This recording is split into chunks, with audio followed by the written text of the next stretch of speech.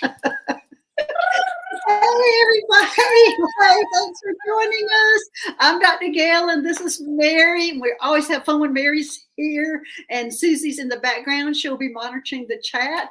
Thanks for joining us today, everybody. And we got a lot of good questions, a lot of challenging questions today for us. And we'll get to them. Mary and I didn't really want to get into that energy until we had to. So yes, so it's going to be on the spot when we're answering these questions. So I want to say hi to hey Juno, hey Butterfly Kisses, hey Mama Bear, hey Chris MK. Let's see who else is here. Hey Patty 73. Let's see, Dream Journey 1, Bright Dragon. Let's see, I think that's what I've got here right now. Spirit Watcher Suzanne. Hey Susie 007. Hey Kelly. Hey BJ, hey everybody coming in now. Thanks for joining us today. And hey Nancy Jean, and hey Pamela, hey Incar. Nancy Jean is sick today. She has the hey Buddy. Hey, thanks for joining us. Buddy's here. Yay! She just gave you a big kiss. I'll give you one too. Hey Buddy. Buddy's one we have worked with forever. He's in South Carolina, so thanks for joining us. Hey, Mama Bear. Hey, Emmy J. And hey, everybody. Okay, we have, hey, Rainbows and Moonbeams. We have a lot of questions that came in through the community page. And so I did put an announcement up on the community page to bring in your questions. And today is all about aliens. So we can go and we're going to start off with the community questions first. And then we'll go into the chat and bring up your questions. And as I said, Susie's in the background monitoring the chat for us. So we're going to go ahead and we didn't have a chance to, hey Damaris, to post those questions. So I'm going to be reading them off my phone. And I might be out of order on what they came in because it's in a different order on my phone. But I remember the first one came in is from Juno. Hey, Hypnicity. Hey, Roanna. Thanks for joining us today. So, all right. You ready, Mary? Sure. We should probably count. There's some new people here. Hey, Linda Evans. You probably should, Linda Garcia. You need to probably tell them about you. They always knew about me. They don't know about you, except that you come on with me once a month and we talk about aliens and shamanism and energy work and all that kind of stuff. So, tell them about you. The only thing you need to know is that once a month when I come on the show with Gail Arena, we have the most fun. Yes, we do. Of any YouTube live that you will ever see. Sometimes we booty shake. I was going to say, sometimes you get a booty shake from Mary. There was one time money was thrown and that was involved. Yes. Like, that's all I'm saying.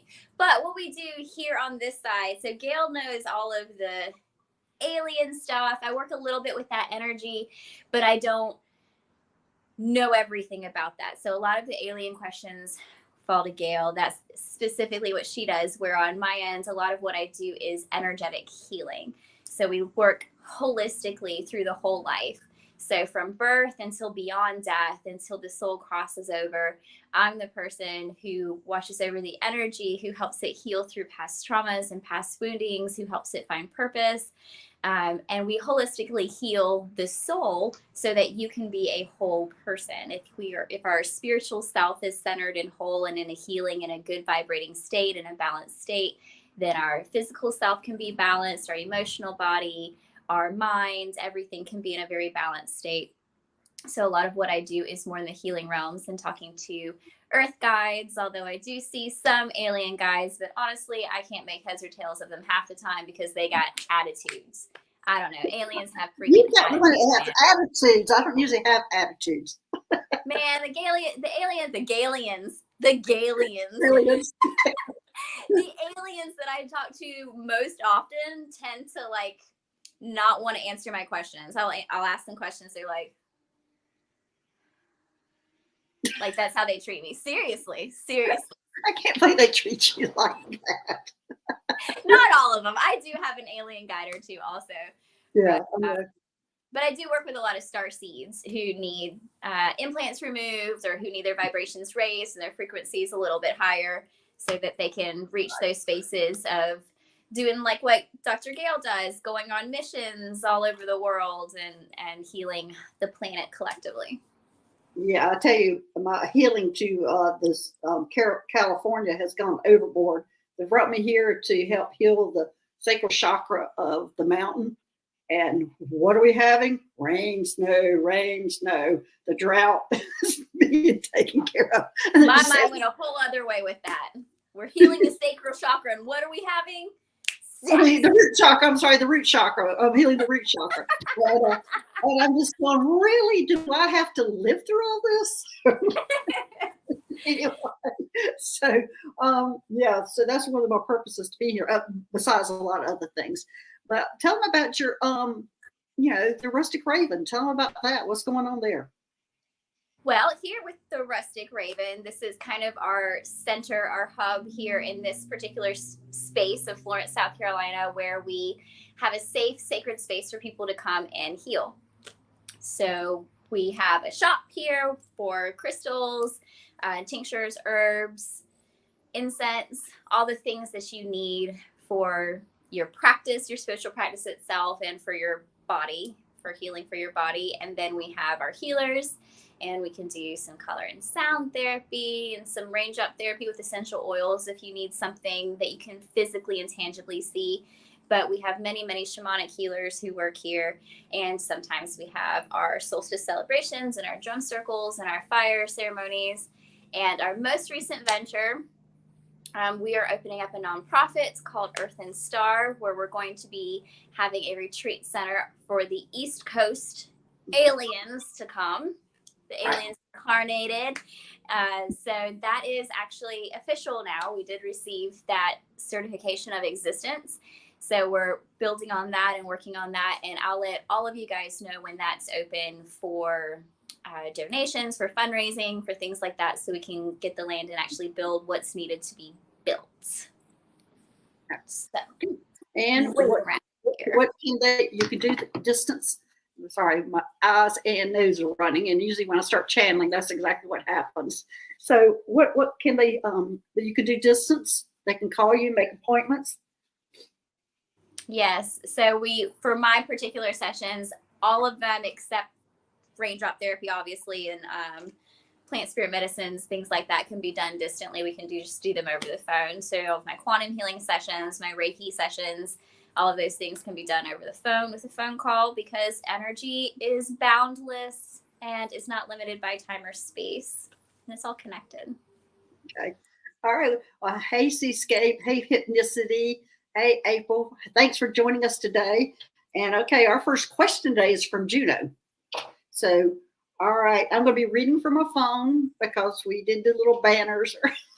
We're not professionals. Anyway, all right, Juno. Do aliens have an equivalent to our chakras, energy centers? Do they have a third eye equivalent? And then thank you, Dr. Gail and Mary. Appreciate you so much. Do you want to start? You want me to start? I think you should start. I think I should start. Okay. All right. Would you know, we can't put them all the aliens in the same box. Some of them are just energy, but then the ones that have the physical form, yes, they do have the chakras and a third eye. But the ones that are just energy, they don't have it. I would say it's more in the ones that are physical. Okay. And the ones that are physical, the reason they have energy centers is because this is our spiritual level of development throughout the body. So with the root center, you're looking at your stable foundations, your wholeness as a unit, your physical health, and it moves up into your emotional health and your relationships. And then once that develops, we're moving up into our intellectual health, our relationship with ourself, our self-awareness, and then that moves up into the heart space and the connection. So anything that is a physical body or a physical form has to go through levels of development, which our energy centers will mirror to our physical development, which is what the chakras do. Very good, Mary. Very good. Okay. You're very good, alien. I give 2-word answers and Mary expands on it. Okay. All right, this is from Gene Journey 1. Hi, Dr. Gail. One of my cats frequently stares at an area behind above my sleeping area and often tries to climb up and chase whatever he's seeing. He doesn't seem upset, just very interested. Who or what is he seeing? Thanks. And then we have one other person who's having the same thing, Patty 73. She's having the same thing. And do you want to go first, Mary? Or you want me to go? The first one that you read, not the second one. The first one that you read, I feel like when I tap into that, what I sense is there is some sort of alien guide there, which I think if you wanted to, you could kind of tap in and see what kind of alien guide that is or what it's there for. But I'm seeing it almost standing between you and a darker, lower vibrating energy. And this energy to me feels like it could possibly become an attachment if some healing work around tragedy and loss isn't addressed. So if there is any sort of sadness or fear of loss or trauma that you've been through like that, that's something that probably some healing work needs to be done around, because it has attracted some, I don't want to say the word depressive kind of vibrating energy. It's not quite as low as depressive, but there is something there that's being vibrated towards you that your alien guide is trying to stand between you. Mm-hmm. Also, the cat's trying to stand between it also. Mm-hmm. Yes, definitely got your cat's awareness, got your cat's attention about that. What's so strange is my cat used to do the same thing. She would stare off into space. She doesn't do that as much now since I've moved here, but my dog has started doing that, which really bothered me at first, that she goes into a trance. Like you hear all the times, like when a ET comes in, that your whole house gets paralyzed. Well, she looks paralyzed except for me. I'm very aware of what's going on, and I'm just sitting there staring at her. But I think she's just getting used to what that vibrational level is that's coming in right now. And I think that's what's going on. But the cats or her cat, I agree. I think there's something negative that they're protecting her, but she does have an ET that's stepping in between it. And the cat is noticing the ET more than the negative energy. And what I'm getting is a super tall person. I'm not exactly sure what race that is. Maybe a tall white is what I'm looking at. And he's taking care of it, but it does look like Dream Journey 1 that you might need to do a little bit of work on yourself to make sure you don't get an attachment, because you don't want to always have to depend on them protecting you, which they always are going to protect you no matter what. But I think you need to do a little work on yourself. So, and also, okay, Patty 73, what'd you get for her? She's the one that went with the cat. Well, going back for like 1 second, that it is a very sacral kind of affinity. So if we could shift higher into the heart space, maybe, I think that can help until you get some healing work done. So coming into gratefulness, love, 639 hertz kind of stuff, green light, pink lights, that sort of thing. Now going into this other person, this one feels funny to me. I just want to giggle. So whatever little alien is there, I think that this one's actually very playful. Yeah, it's playful. And it's giving me this sense like through my chest and under my arms, like being tickled. That's literally how that energy feels. Yeah, that's what I wrote down myself when you were talking. I wrote playful. Yeah, there is a giggle type of energy. So that one, I kind of like that one, honestly. Yeah, I like that one too. And your cat likes it too. So there you go, guys. Now we've talked about the cats, and my cat has done the same thing. But she hadn't done it lately. Okay, let's see who's next. And as I said, I'm not real sure about the order of all these. Let's see. I think it's Son of Watt is next, and he wants to know: was I taken by ETs when I was a child? I've never thought I was ever taken, but my pendulum and tarot say differently. And immediately, Son of Watt, I'll take this one. I just kind of giggled myself about this one, because I could get this whole big answer that yes, you're so connected, and that you're just kind of tiptoeing towards it. And yes, you've been going with them since you've been a child. And yes, you've been trained and they're training you. And I'm not exactly sure what they're training you for, but you got some big things coming your way here in the future. They're just wanting you to embrace it. Would you get married? Yes, it's almost like those memories that you have as a child that you just suppress, a suppressed memory, and you just don't even remember it happening. But for some reason, it came to my mind, and you can correct me if you see things differently. But for some reason, at that moment, it came to my mind that people have trouble wrapping their minds around things like this because they think that if they've been abducted by aliens, that their entire physical body has been taken from their home and flown in a spaceship, rather than just seeing their astral energy leaving their body and interacting with these beings. So Right. there's And they're not abducted. Yeah, they're not right. abducted. Yeah. So there's something here that's fighting. There's something within the psyche that's fighting the logic of it. Right. He is. That's exactly what I get from Son of Watt is he's fighting. It's almost like he's fighting his destiny. You know, that he's going to come around, and there's a lot to with his ET family and friends, and he's super important to them. And I think he will. So the answer, his original question, yes, yes, yes. You've been working with them since you were a child, and it's your star family. You're connected with them, so it's nothing to worry about. It's nothing to be scared of because it's a very loving energy with them. And I bet if you let yourself think back long enough, there will be a time between 3 and 4 years old that you suddenly remember something weird happening or something shifting or being different around that time period. And now you can go back and be like, oh, this is what that was. Yes. In fact, Son of Watt, my transformation was when everything that was going on with me is I finally remembered as an infant going up to the spaceship, learning how to control, I don't know how we were trying to mind control these things in the air. And then I was learning how to walk through walls. And there was all sorts of things there. And I remember clutching onto this Palladian figure that was my mother figure. So I started remembering all that. So this is all going to come to you too eventually, that you'll be remembering these things. So you being able to control people has been something you've been doing since you were a baby. Your mind control. Me? Or are you talking about him? Yes, you. Gail Arena.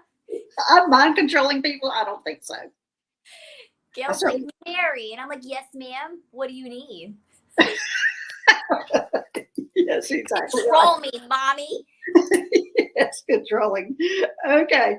All right, let me find who's next. I think, and I'm sorry if I go out of order, people, but I'm just reading it from my phone on what, let's see. I got Juno, I got Dream Journey 1, got Son of Watt. Let's see. Okay, Starfish. Hey, Starfish. Have you ever seen or been in contact with the star beings that are gummy-like? Planet is Amagerkran 2. I have not. I have not seen them. Have you, Mary? I personally have not, but I know someone who has. Oh, there you go. You saw the gummy-like ET to show up on the yes. Starfish. But go ahead, Mary, because I haven't seen one of those. I have not confronted one that looks like that, so I don't know. I don't know either. I think Susie has seen one of those, right? That's why she's showing up. Yes, yeah. Yes, she's saying yes. I personally don't have any experience with those, but there are so many that look like so many different things. You know, there's some that look like squids and octopuses. And I see a lot of those. Yeah, I see a lot of octopus and squids and that kind of things, but I've never seen a gummy. I have seen some weird things, but I haven't seen that one yet. Hopefully I'll see that. But Susie, you're saying you did see one? You have seen a gummy? You have not. She has not seen one.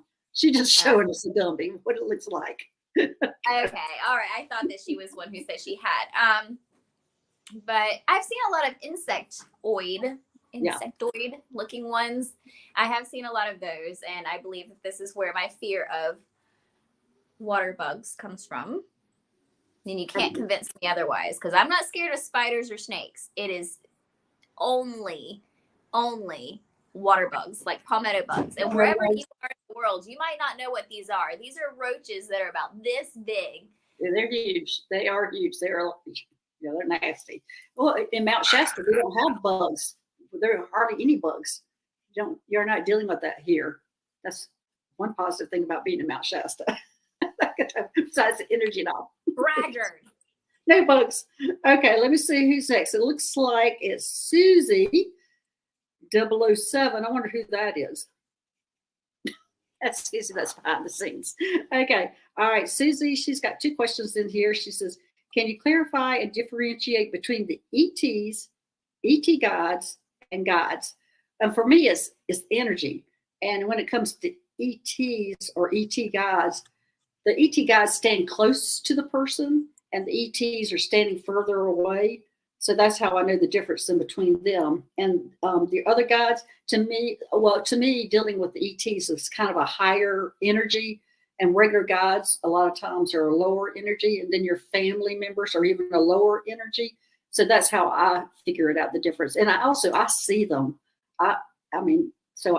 And the difference between the ET god and ET is, as I said, the god stands closer to the person than a regular ET just showing up. How about you, Mary? So you're seeing the difference in how you perceive them is the frequency of which they are. And there is different frequencies within each role. To me, since it comes down to roles and the roles that they're playing, it's almost like saying, how do you know the difference between a school principal or a teacher or a guidance counselor? Yeah. They just have a different role. Therefore, their role is going to express in a different way that's creating a certain frequency that you feel. So really, it's just kind of about the role that they play to you or in your life or where they're from and their background and their experience. So a guide in general might be different from an ET guide because your guide just may not be from the stars. It might be from somewhere else. So it's just their resume. Yeah, because I have both. I have mostly ET guides, but I do have regular human guides too, but mostly ET guides now, especially now. I have mostly ET guides. Okay, all right. The next question from Susie 007. Why do ETs need the star seeds to help them? You want that, Mary? No. But okay, it's not exactly like they're needing the star seeds to help them. We are them. We are part of them, and we have just volunteered to come into this 3D world and take over a human body and experience these things. And we wanted to experience it, and it is to help Earth ascend to the next level. And they do need us to come into our 3D bodies and help the Earth ascend and people. So, Mary, you will be able to say it more eloquently than I did. I think your eloquence was absolutely eloquent, and I loved it. I actually loved what you said. That's really real. So it's not that Starseeds, and I was thinking almost around your missions, which is why I wanted you to take that one, almost around why the aliens need the Starseeds to do missions to rescue and stuff like that. But from that perspective, I loved your answer. Yeah, it's just the aliens are coming into humans, and that creates a starseed. And so in this space, we're just here to raise vibrational frequencies and to bring Earth towards a new awareness. But I mean, I like that too. So when it comes to rescue missions and aliens getting themselves into things that starseeds such as yourself are here to fix, from that perspective, why do they need our help? Well, from them in the beginning, I kept asking, why me? Why are you choosing me? Why am I the one doing this? Why am I the one going into these Area 51 type places and rescuing the ETs? And all the answer I would ever get is, you look human. And it took a long time for me to understand what they meant by that, because I'm a hybrid, but I look human. And so that allows me to get in and out of places without being questioned. If I look like an Arcturian, like its mother half, then I wouldn't be able to do that on Earth. So that's why. Do you ever do missions not on Earth? Yes. Right. So, but you're I'm also not able to do missions there because you are alien energy also. So it'd be wasting your alien energy not to call on you for those missions. right. But when I go into different planets, I see myself taking my human body off and putting another body on, and I'm looking like them. So like when I went to the whale, Cetus B that I went to, and I was going to swim with the whales. I took my human body off, hung it on a rack, took the whale body off the rack, put it on, and then I went swimming with the whales.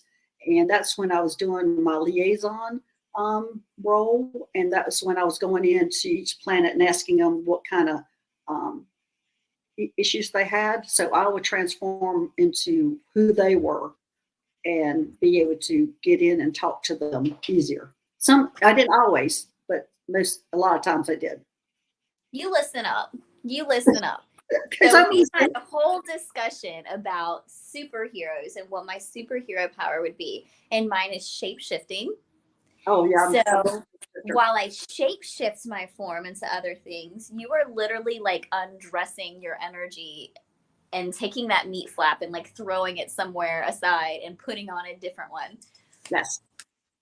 It's grosser sounding, but it's really cool.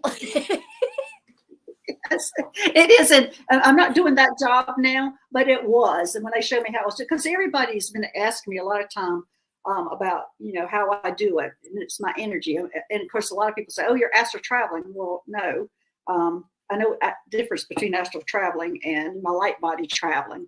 So because my body stays here on Earth and I can see it, but I'm going over there and doing other things. This body has to be resting here most of the time, but I am aware of it. But anyway, so I think we've beaten that question up.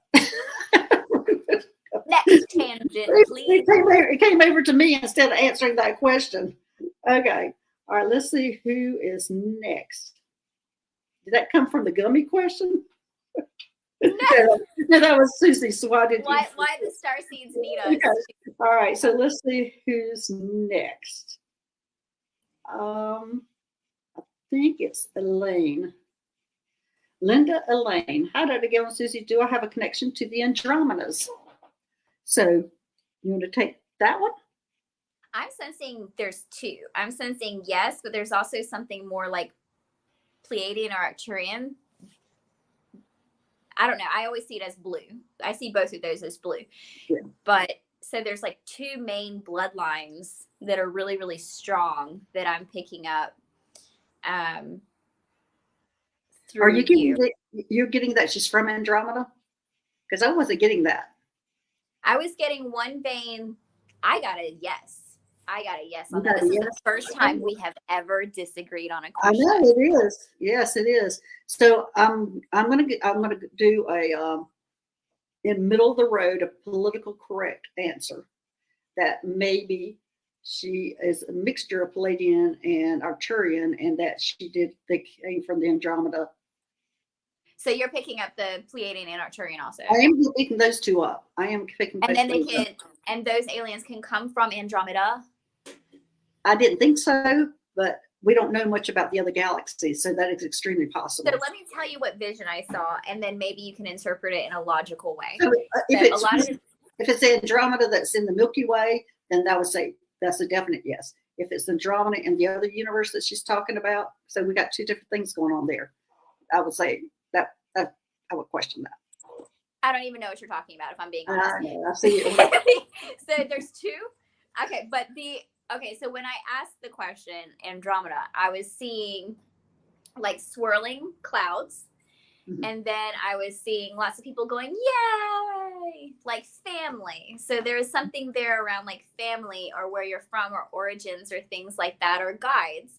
So it's but then I was also seeing a very strong vein going this way that was very blue, that Arcturian, that Pleiadian, and that might be how she presents. So are you saying that there's two possible places of Andromeda? Yeah, I'm thinking, because I'm seeing an outer rim that's on the edge of the Milky Way in Andromeda. And so I'm thinking that she sits there. That's why the Andromeda's coming in.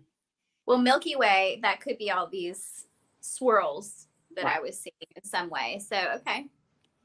So anyway, there you go. Made us have a disagreement. How does that make you feel? We did a good disagreement, then it came to a compromise. Look, we don't compromise. We don't compromise. But we figured it out. We figured out the meaning.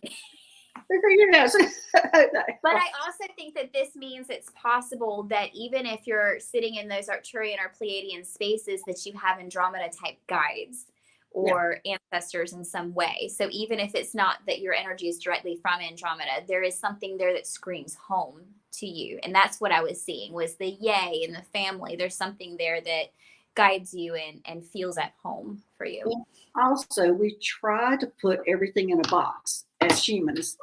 Like, this is where the Arcturians are from. This is where the Pleiadians are from. And this is what the Arcturians look like. And we know there's 3 different type of Arcturians. I mean, this is what the Pleiadians look like. And me, when I was in my doing my job, which was a couple of inner galactic liaison, that was not the case. I was seeing so many different species and types of, and you couldn't put them in a box. And so I think that's what we're trying to do right now is put it in a box, and it doesn't belong in a box.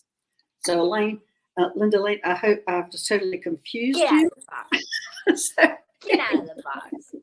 Yeah, we need to get out of the box. And we know that you have some kind of Pleiadian Arcturian connection, and obviously it must be Andromeda too. So there we go. So, okay, let's see. Next, let's see, it's Rowena Wolf. Do any of our galactic families have spiritual practices to connect with Source? I'm going to let you take this, Mary, because you're very more fluently vocabulary. Because we agree. We do agree on this one. Let me get my mouth ready for this answer. So, you only need a spiritual practice if you are a human. Therefore, your mind automatically disconnects you from your spiritual self and you are in search of your spirituality. So if you are a higher vibrating being or a certain frequency type being, you don't have to have a daily practice to connect to something that you're always connected to. So ultimately, once we as humans learn that, we don't have to have a daily practice to be connected to what we innately are, our spirit form, either. So that would be like, I don't know, asking Jesus when the last time he spoke to God was, when they literally are the same person. So, good answer. I think it was great. I mean, you were said. I mean, we discussed it because it came in at the last minute. But anyway, good question. All right. So next, this was from M. In a lucid dream, I remember being so overjoyed to meet a woman who was oddly, extremely similar to me. Her name is a Mist, and she identifies as my twin. She was raised Arcturian, like our twin brother. Our galactic children taken from the womb so early on that the human mother may not even realize she was carrying triplets. Am I currently working with a Mist? Do I need to repeat that question? That was a long one. I think I get it. I'm not familiar with the term Mist. No, that's the name of her twin, a Mist. A Mist. Okay. Okay. So, what was the question? Okay, basically, I got the story. What was like the main question? Okay, I would say the question is that she's wondering if there were triplets. That she has a twin sister and a twin brother. It looks like, or twin sister. Anyway, she wants to know if the ETs took them before they were born, and is she currently working with her sister, the Mist? I feel like took them, yeah, maybe, but I think that they were originally from there already. Mm-hmm. So in my understanding of pregnancies, miscarriages, abortions, and births, sometimes we will become pregnant with a soul because for whatever reason, it needs to cross into this earth frequency before it goes back to the other side of the veil. So miscarriages aren't necessarily like losing a soul. Souls can't be lost. So almost what this question makes me see for a second is if the mother were originally pregnant with triplets, and then before it ever formed into a large enough baby for the mother to know, it left, and the energy and the frequency of it allowed it to come into this dimensional space to be tripleted or twinned with these other two people before crossing to the other side of the veil, and somehow they're working together from Earth side and Star side. Is kind of how I'm seeing that. So I'm not necessarily sensing that someone was taken, although the souls I see might have traveled back and forth during pregnancy. It's more of that's just where you're all from. And that one just happened to go back to do whatever work needs to be done with you from that side of the veil. Does that make sense? It does make sense. And what I get is the mother agreed to this. She already agreed, even though, and she came here to do that. She came here to have one human child and to have two that were apparently, it must be Arcturian, and that's what they're doing. And you've met your sister and you are working with your sister. And that's pretty common to do that. So that's what I'm getting. I hope that answers your question, Roanna, but good for you. Okay. All right. So I think, let me look over here. I think I've got all the questions from the community page. Okay, let me just check. Yes. All of those were pre-questions? These are all pre-questions. You guys. Jesus. I thought we were talking to people. No, we haven't started talking to people. We're going to start talking to people now. Those are all pre-questions. So I needed to get those first, and then, yeah. So, okay, well, let's go ahead and start. Susie, go ahead and see who we have. Okay, hey, White Dragon. Mary, you look especially ET-like today, taking any spaceship trips lately. Yes, maybe not. Thank you, White Dragon. Maybe not particularly spaceship, but we did have someone pretty dear to us here, one of our poets in house who is in a band with Rady and everybody here, the family members. He passed yesterday. So the day before yesterday, I knew I was going to be doing death rites with this person as a friend, and I couldn't sleep. I kept being woken up from my sleep over and over and over again. And I realized somewhere between that sleep and awake state that what was waking me up was his face and the face of his fiance. And they had two different frequencies and energies. So I remember honing in on his face and then falling back asleep, and that's the only thing I remember. And then the next morning he passed before I got a chance to get over there and do death rites with him. And I connected in with him afterwards and to see if he needed me to go like anoint the body or do anything with the body itself. And he was like, no, I've got everything I need. And I was like, well, now I feel like a failure because I wasn't there in time. Made it about me, of course, Leo problem. Right. And he said to me, you already did the work with me. You remember at 3:30 a.m.? And so since time and space aren't linear, he had astral projected to me while I was sleeping, and I had walked him through this process, and we did our final things and made our whatever needed to be done before he crossed over. So maybe my ET-ness is because I was in astral realms, and I've been in astral realms and not sleeping as much lately. I appreciate that because I was sitting here telling Gail, I was opening the curtains and closing the curtains before the call, and I was like looking at how tired I looked, and I was like, no, I don't like this light. I don't like this light on me right now. I appreciate that. Hey, Rose Ford, thanks for being here. It's her first time here. You're coming into a little crazy at the moment, so as usual. But okay, next question. Hey, Hypnicity, do I have an ET guide? If so, what's the name? All right, Hypnicity, let's see what you got here. ET guide. Oh, I see a gray hybrid. It must be called Junior. Junior. He's tall and thin.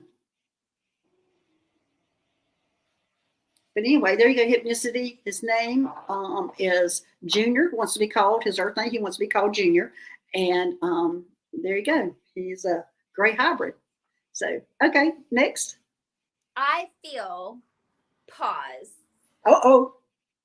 Pause button. I feel like there is something with you and Dad that he specifically will guide you into healing with before moving on to other things. Okay. Pause. Very good. Sorry, Mary. No, normally I like you to take all those. I was just picking up something around. I think that has something to do with the earth name as well. There was something in the root space? Yeah. Something around Dad energy coming up that needed to be eventually looked at, not necessarily super impending or heavy or anything like that, but yeah, because I didn't get any of the energy from it. I just got all light, good energy. Mm-hmm. Okay, hey Nancy, I moved to Arizona. Our ET's near my city. Oh, Mary, why didn't you move just to the ET state or one of the ET states? Hey, Nancy, I'm not even sure if I even tap into that energy without just saying, of course, there's lots of ETs. In fact, Juno, if you go back and watch the show I did with Juno, you ought to hear the story she was talking about going through Arizona and stopping at a gas station. So it's a fascinating story, but yes, you have ETs all over there. So how about you, Mary? They are literally everywhere. Everywhere. Arizona has so many different energies as well. They have the ley lines. There's a lot of native type energy there also. And in the land itself and the grid work of that particular space, there's really so much. All you have to do is just connect in with it. It's there to be seen and had. Yes, they are all around. So if you see strange lights at night, you know what? It could be an ET, but it also could be like some of this Native American stuff. And you don't really want to engage with that because they say that that's just stuff coming for you, trying to lure you out. So I would probably just shut my window back and just go back to bed, honestly. Okay. Well, I mean, as Juno talked about, she stopped at a gas station and she saw them reveal they're all reptilians that were there. She got right back in her car and left. Yes. So, okay. All right, let's go to the next question. Hey, rainbows and moonbeams, I have a few ET guides. Do any of them have a message for me? Thank you. Okay. All right, Mary, go ahead. I think What's the message? First, I have this card pulled beforehand. So let's see. Oh, look at that, a seahorse. There's a story I'll talk about the seahorses, but go ahead. I'll talk about that later. You'll tell me in a minute? Yeah, we'll probably after the show. So Ace of Water. With water here, we're looking at emotion, that sort of thing. And Ace of Water has to do with unconditional love, overflowing abundance, the fertility of love. So I think that a lot of your guidance has to do with opening up your personal power space, that solar plexus space, and really bringing it up, bringing your frequency up into the space of love. Once we can get to the space of a lot of self-love, this opening up of your gifts, acceptance of self, and acceptance of all of yourself. That means releasing guilt and shame and anything like that. Then that really can bring your emotions up into a space of love where there is abundance in, I'm sensing a lot of abundance in creativity. Like there might be something that you're trying to create. You might be a creative person. To me, this has a lot of Pisces type of energy to it. Just a lot of creativity and, I don't want to say childlike play, but fairy-like play. Something that's very light and airy once we can really open that space up. Okay. Well, what you get, Gail? Gail, talk about the seahorse a little bit. You know, I do a Solaris Healing Center on Mondays, and there is somebody who was needing some help, who's having some health issues. And what came to me is he was supposed to ride a seahorse up to the Solaris Healing Center on that star. And I got just that image of having somebody ride up to the Solaris Healing Center on a horse, because I create that center down here on Mondays. But he was to ride a seahorse up to that Solaris Healing Center and to get healed. So anyway, that's my seahorse story. Anyway, that was a great message. So, all right, let's go to the next question. Hey, Vivian, message from ET guides, please. Okay. Go ahead, Mary. I'm going to pull a card. I'm going to pull for the Mystic Martian cards. Mystic Martian, you're a Mystic Martian. Martian of the Mystics. Yeah, I shuffled these good this morning. Martians. I like to get my energy all in before I do a show. Okay, Anunnaki. Controlling drama, conflict of interest. There's the card. Ooh, conflict of interest. So, okay. So, Vivian, let go. Let go of control. You're trying to control everything instead of trying to just let it happen. So, I'm not sure what you're trying to control. I'm not sure if you're trying to control your journey, which we can't control the journey hardly. I mean, we can't say no, but it looks like to me you're holding on too strong or too hard. Let loose of those reins. What about you, Mary? What you got? Nine of air, and air is thought.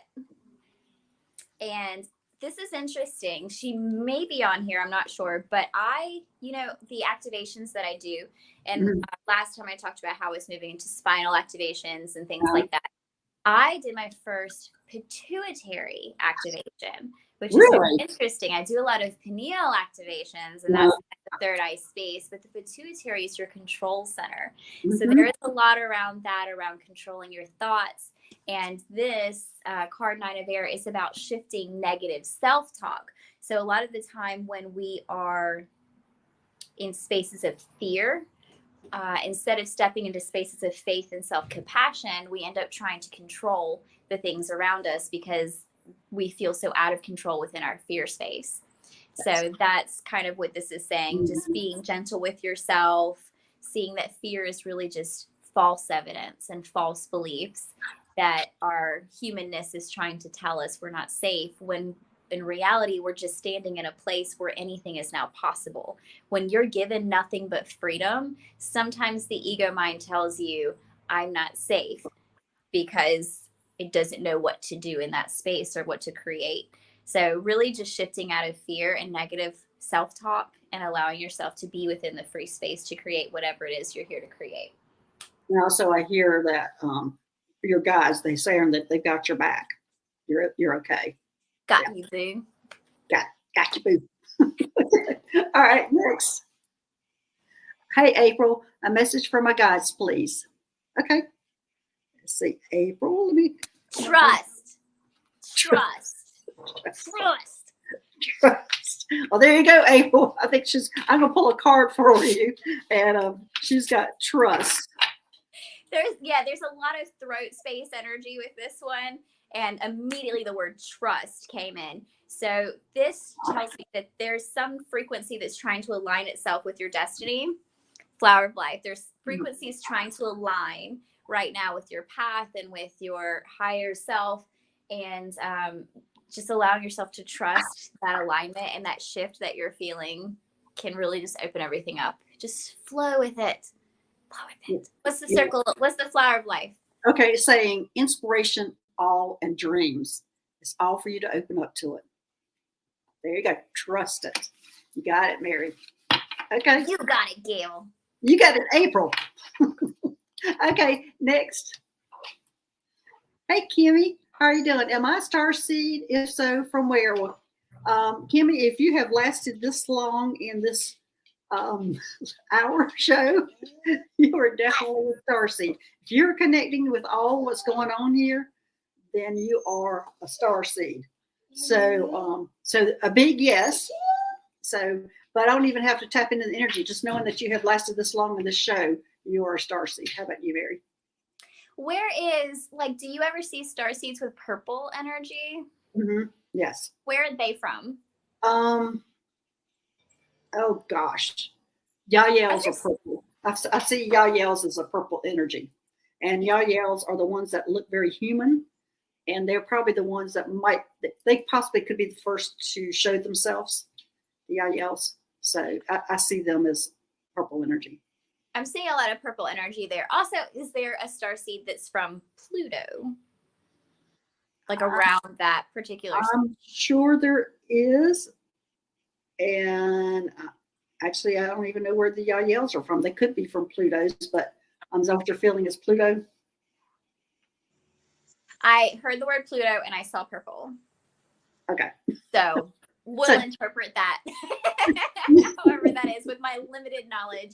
Well, I'll have to look up Pluto because I always think of that as kind of a warring planet, but I don't know why I'm hearing that. So I can't imagine the Yaels being from that because they're a very loving race, and they're very very human looking, and they do have kind of a lavender purple skin tone.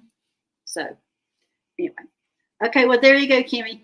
Yes, you are a starseed. Okay, next. Hey, buddy, am I still working with you?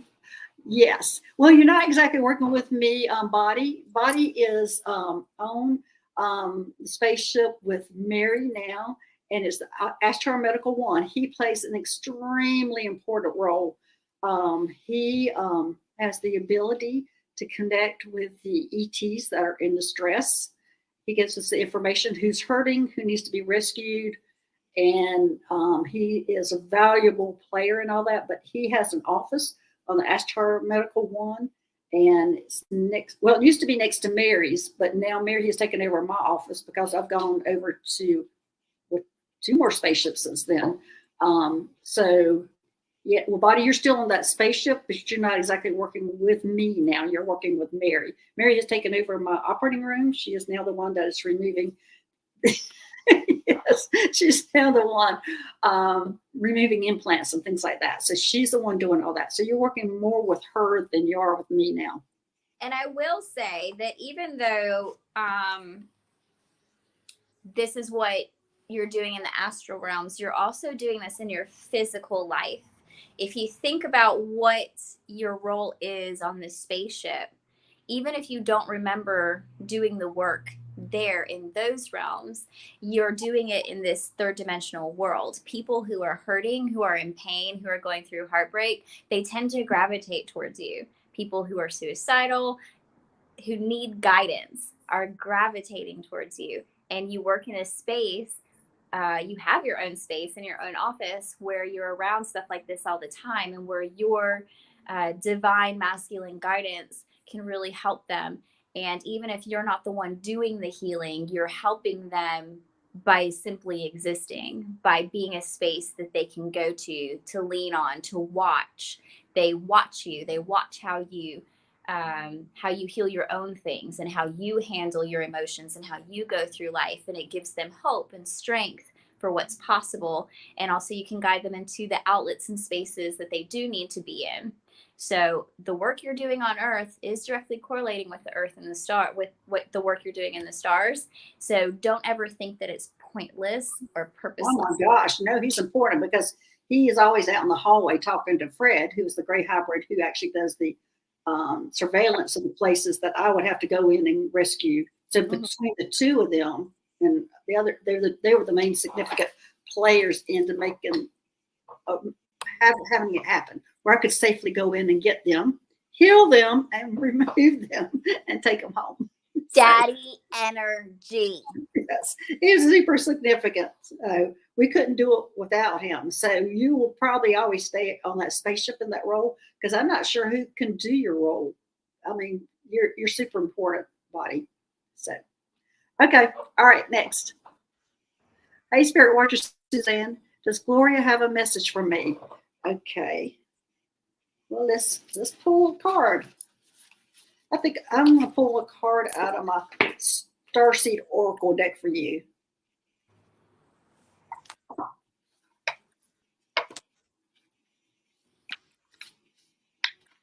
Any advice from my guys, aliens? I see. I'm reading out loud. Okay, let's see what message I've got for you, Spirit Watcher Suzanne. I can never say this, but this is the Hierophant. And it says, longing from home, homesick for the stars. So you're having issues with being here on Earth, and you're really longing for the stars. But you are here for a reason on Earth, and you did choose to come here. But it's saying you are homesick for the stars, and I do feel that kind of energy from you. But it seems like it wanes over one day you're good about being here on earth, and the next day like, oh, just get me out of here, take me home. So it feel like today's the day you're just wanting off this earth. But anyway, you're here for important reasons. So try to find the reasons why there's this good to be here. Be here, this 3D. Okay, Mary. I also pulled the Hermit card. So with the Hermit, some people look at that and think it means to seclude or something like that. But the Hermit is really just taking a necessary time out. Yeah. So sometimes if you really feel like you're struggling with this and not really sure what to go to next, like with all the things that Gail said, sometimes it's just necessary to let life be in its winter mode and go inwards for introspection. That's really necessary for growth. So just allowing that self-care time might just be more important to you versus other people around you. That's a good message. Okay. All right. Next. All right. Delta Dawn's Flower. What a great name. Do I have an alien guide? And if so, what is their name? What are you doing there, Mary? Okay. I was throwing the book at him. Okay. Okay. All right. Hey, Delta Dawn, let's see what we got here for you guides.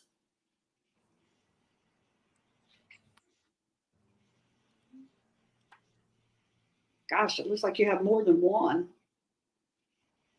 I'm seeing 3. Let's see who's going to step forward. The Palladian's going to step forward.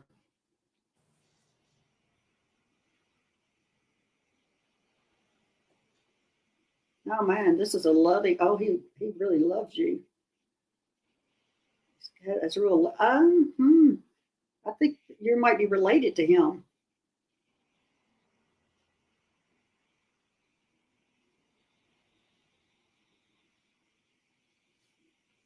Okay, let me see what his name is.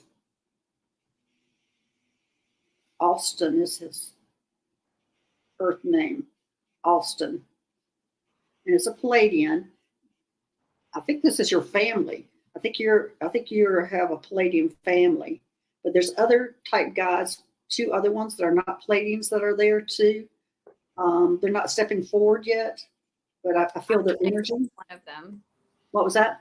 I'm connecting with one of the ones that's not stepping forward for you. Yeah. So, okay, Mary, your turn. I don't know what it is.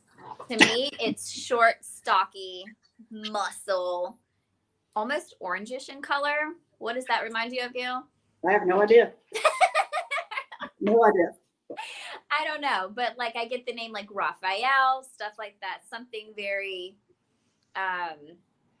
formidable, someone very strong who's there to, and it's not even there to like protect you, not someone there to back you up. I see you guys standing side by side as if this is a sort of guide that works with you, not ahead of you or behind you. This is a guide who stays by your side and is always there with you. It's always a support system that you guys do some work back and forth.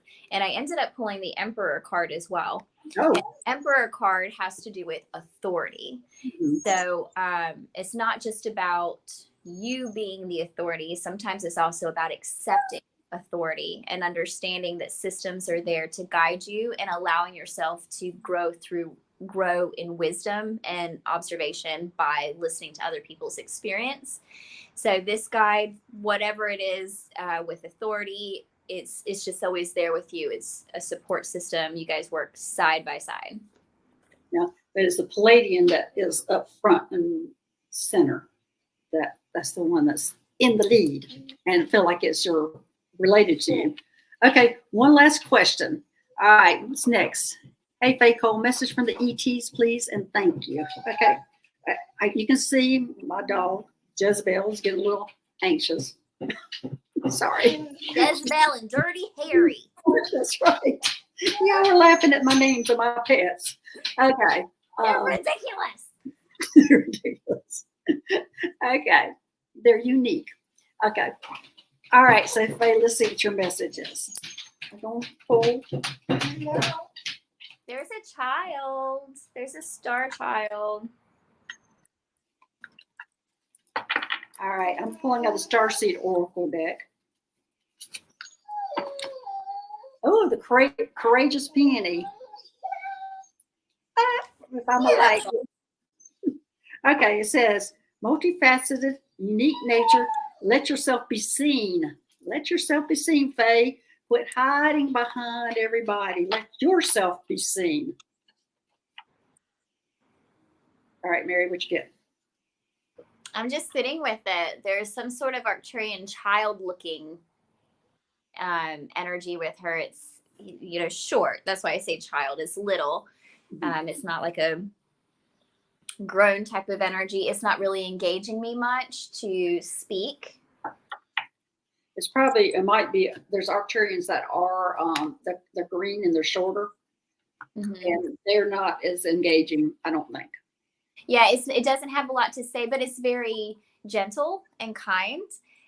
It just is one of those things where it's like, I don't have much to say, so I'm not going to say it kind of thing. It's not going to waste its energy, but it's not doing it in a cut and dry kind of way. It actually is being very kind and polite about it. And I feel like if I had more time and tried, it might engage with me. It's just, it has nothing direct to say in this moment. Okay. All right, there you go, Faye. I want to thank everybody for joining us today. I'm sorry I didn't get to all the questions.